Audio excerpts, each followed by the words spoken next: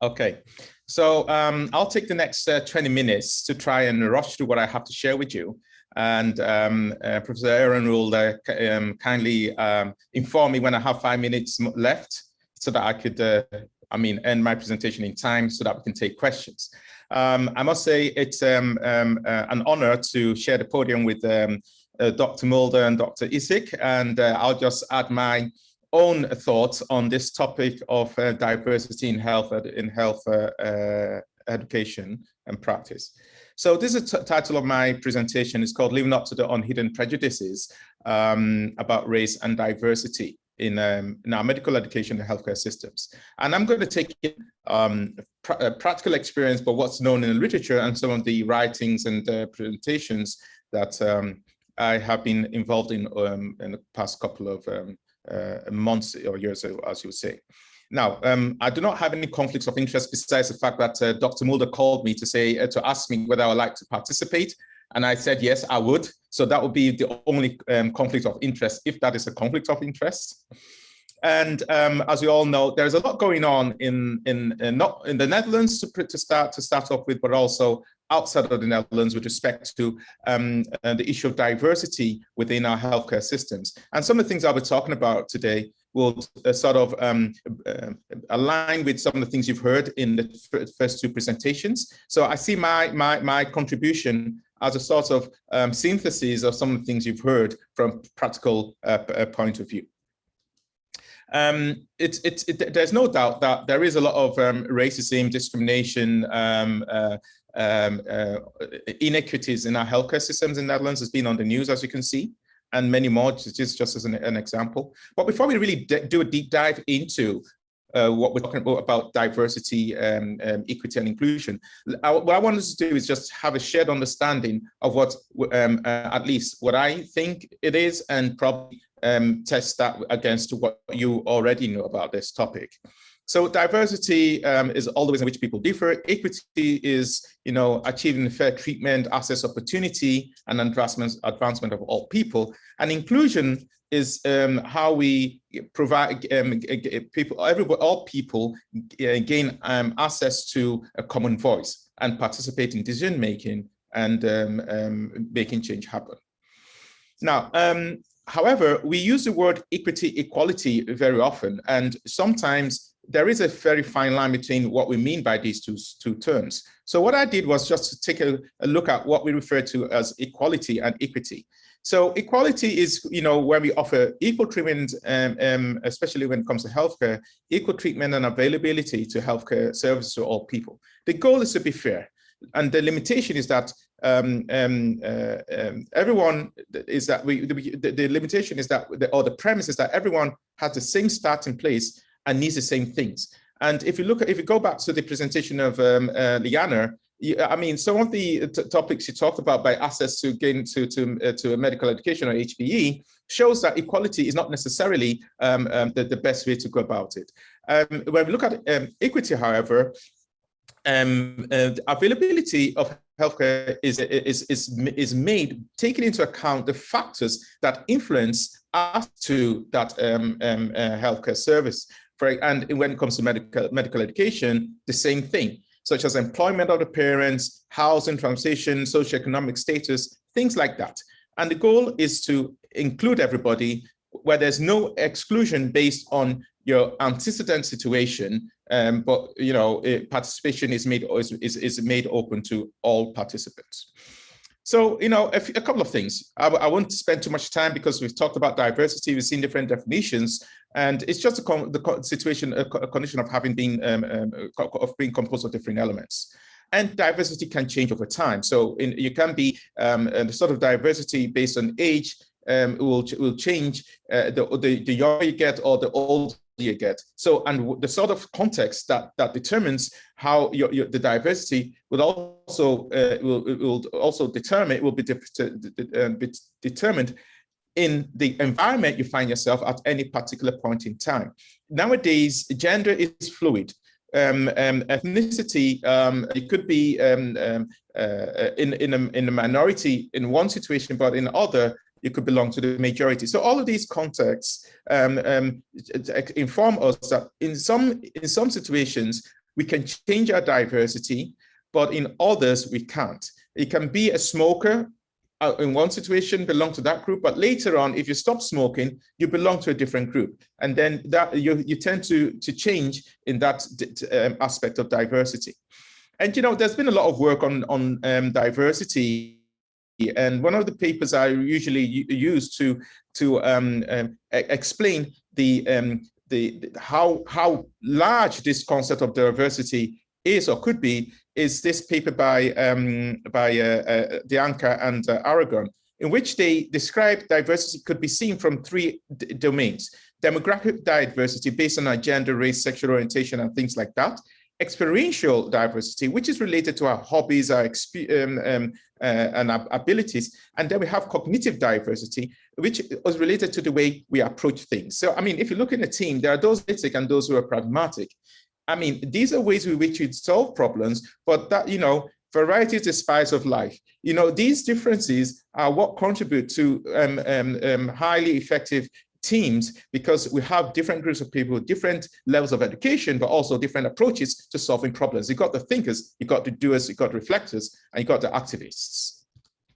So that diversity matters in medical education or in our professional training is not new. And this is a recent paper by a group of surgical minorities who are female, they're Black, and they find themselves in a surgical environment, and they're having to deal with challenges within the learning environment. And what they've done is to present how these differences result in otherism and limited chances to professional growth. And it's a good read, and I think this is just a reflection of how it's still taking place in our HBE settings in the Netherlands at this present time. So it brings me to the next point that I want to talk to you about, and that is privilege. You know, when I have these conversations about differences, about ethnicity and all that, I tend to move away from the black and white dichotomies of male, female, black, white, rich, poor, but look into what are the mechanisms that are driving these processes. And one of those mechanisms is privilege. The feeling or the sense some of us think we have earned or that has been conferred to us by belonging to a particular group or being a particular individual. And privilege is such, as you can see, is something that we should all recognize. Being black or white, rich or poor, a doctor or a nurse or whatever, even a poor person is privileged. It's just a question of us really taking a look at what distinguishes us from a position of being oppressed in one situation to being privileged in another. And the closer you are to the center, the more privileged you are. The more you are to the periphery, the more oppressed you might feel. But I'll explain that a little bit more as we move on. But to give you a perspective, I'm going to share this clip, which I usually use. It's just 3 minutes to express or further clarify what I mean. So let me just click on this one. We are racing for a $100 bill. The winner of this race will take this. It's a $100 bill. Before I say go, I'm going to make a couple statements. If those statements apply to you, I want you to take 2 steps forward. If those statements don't apply to you, I want you to stay right where you're at. Take 2 steps forward if both of your parents are still married. Take 2 steps forward if you grew up with a father figure in the home. Take 2 steps forward if you had access to a private education. Take 2 steps forward if you had access to a free tutor growing up. Take 2 steps forward if you've never had to worry about your cell phone being shut off. Take 2 steps forward if you've never had to help mom or dad with the bills. Take 2 steps forward. If it wasn't because of your athletic ability, you don't have to pay for college. Take 2 steps forward if you never wondered where your next meal was going to come from. I want you guys up here in the front just to turn around and look. Every statement I've made has nothing to do with anything any of you have done. Has nothing to do with decisions you've made. Everything I have said has nothing to do with what you've done. We all know these people up here have a better opportunity to win this $100. Does that mean these people back here can't race? No. We would be foolish to not realize we've been given more opportunity. We don't want to recognize that we've been given a head start. But the reality is we have. Now, there's no excuse. They still got to run their race. You still got to run your race. But whoever wins this $100, I think it'd be extremely foolish of you not to utilize that and learn more about somebody else's story. Because the reality is, if this was a fair race and everybody was back on that line, I guarantee you some of these black dudes would smoke all of you. And it's only because you have this big of a head start that you're possibly going to win this race called life. That is a picture of life, ladies and gentlemen. We are. So, as you've seen in that video clip, this story about opportunity and privilege does not take into account of whether you're male, female, black, white, or whatever. It shows that regardless of where our starting point, some of us are privileged, more privileged than others, by virtue of certain factors that are already in place. And to explain that, I'm going to use a coin model of privilege written by Stephen Nixon. It's a model that I use regularly to explain how this phenomenon works out and how it determines diversity and inclusion. So there is this system of inequality, different systems of inequality that are existent in our social structures. These systems of inequality are called or referred to as coins. And on top of that coin, we have those who fit into the privileged part, who are, opportuned to get advantages, and those who are under that coin, who are oppressed. And those are the ones who are the disadvantaged or have the sense of not earning it. But the interesting thing is, if you look at these different systems of inequality, which could be sex, race, ableism, cognitive ability, riches, poor or not, our communities determine those different coins. And whether we're born into those situations or not, we find ourselves at any given time to be either above the coin or under the coin. And that is how life is. However, those coins could be changed depending on how things, it's possible that you could change your coin of being poor to being rich or being disadvantaged, being advantaged by gaining an education or becoming wealthy. Then all of a sudden, you shift from being under the bottom of that coin to be on the top.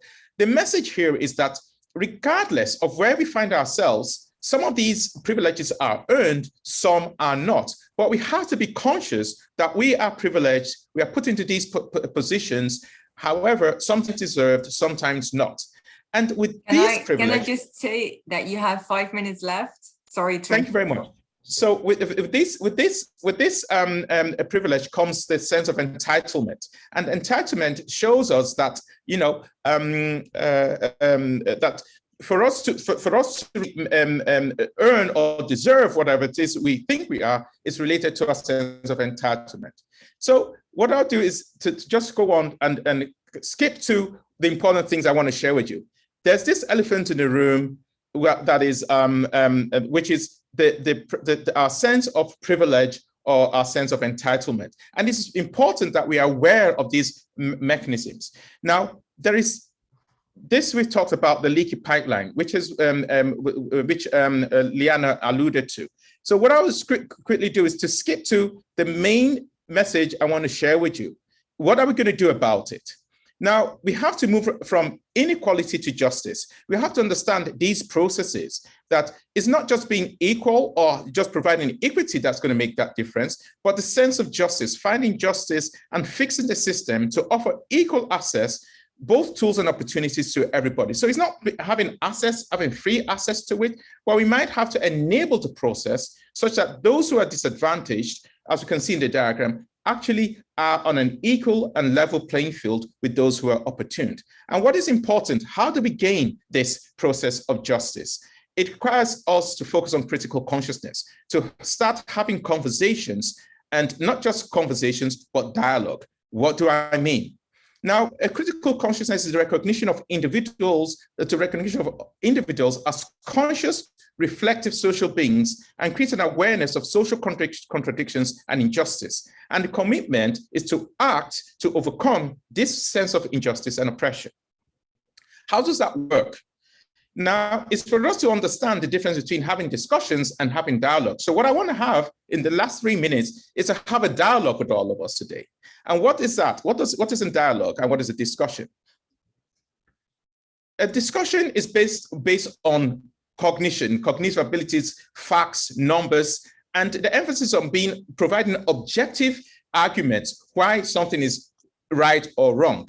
And the authority of who makes the decisions and who determines that is preserved to the expert.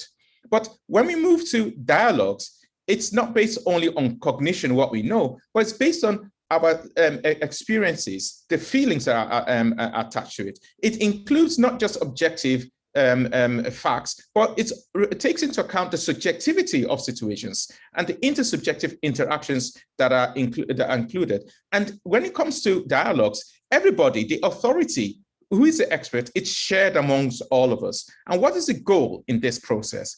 The goal in discussions is to get a solution, but in dialogues is for us to get a better understanding through new questions and possibilities. So today, when we talk about diversity and inclusion, I want to have a dialogue with all of us, a dialogue that helps us and promotes us generating an understanding on how to promote and promote participation, inclusion, and to provide equity so that everybody can be a participant in all of these conversations. So dialogue, I would say, opens up new possibilities of seeing and knowing, which I think is one of the major things that is missing when we talk about diversity and inclusion in our healthcare systems, in healthcare education and practice. And I'll leave it at that because I know there'll be some burning questions that need to be asked or need to be answered from Liana and Dr. Ising. So thank you very much, and I'll hand it back over to you, Professor Aaron. Thank you.